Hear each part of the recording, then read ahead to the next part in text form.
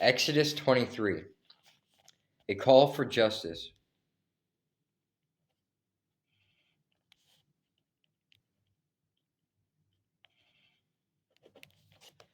You must not pass along false rumors. You must not cooperate with evil people by lying on the witness stand.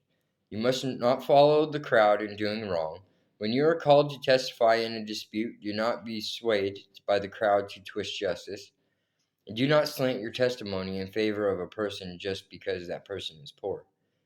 If you come upon your enemy's ox or donkey that has strayed away, take it back to its owner. If you see that the donkey of someone who hates you has collapsed under its load, do not walk by. Instead, stop and help. In a lawsuit, you must not deny justice to the poor.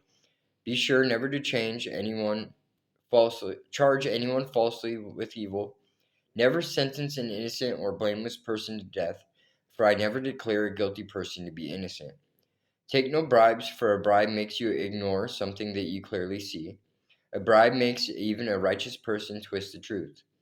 You must not oppress foreigners. You know what it's like to be a foreigner, for you yourselves were once foreigners in the land of Egypt. Plant and harvest your crops for 6 years, but let the land be renewed and lie uncultivated during the seventh year.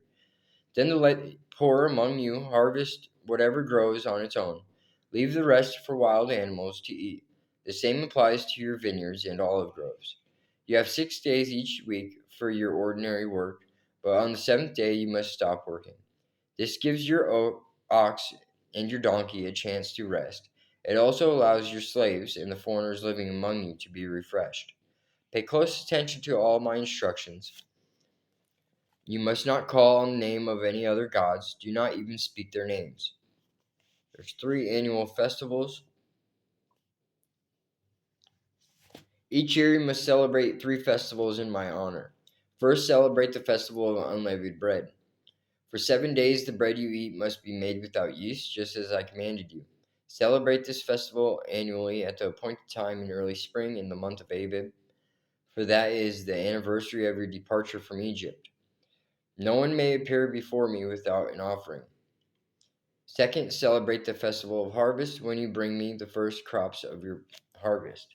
Finally, celebrate the festival of the final harvest at the end of the harvest season, when you have harvested all the crops from your fields. All these three times each year, every man in Israel must appear before the sovereign Lord. You must not offer the blood of any sacrificial offerings together with any baked goods containing yeast. And do not leave the fat from the festival offerings until the next morning. As you harvest your crops, bring the very best of the first harvest to the house of the Lord your God. You must not cook a young goat in its mother's milk. A promise of the Lord's presence.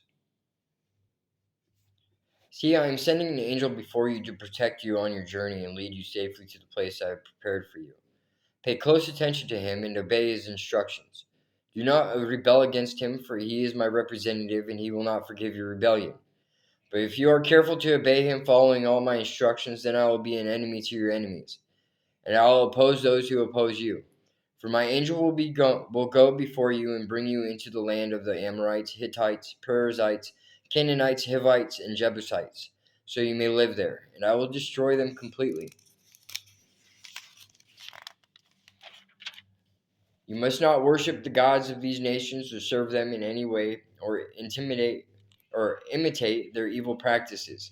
Instead, you must utterly destroy them and smash their sacred pillars. You must serve only the Lord your God. If you do, I will bless you with food and water, and I will protect you from illness. There will be no miscarriages or infertility in your land, and I will give you long, full lives. I will send my terror ahead of you and create panic among all the people whose lands you invade. I'll make all your enemies turn and run. I will send terror ahead of you to drive out the Hivites, Canaanites, and Hittites, but I will not drive them out in a single year, because the land would become desolate and the wild animals would multiply and threaten you. I'll drive them out a little at a time until your population has increased enough to take possession of the land. And I'll fix your boundaries from the Red Sea to the Mediterranean Sea, and from the eastern wilderness to the Euphrates River. I'll hand over to you the people now living in the land, and you will drive them out ahead of you. Make no treaties with them or their gods. They must not live in your land, or they will cause you to sin against me. If you serve their gods, you will be caught in the trap of idolatry. In Jesus' name I pray, amen.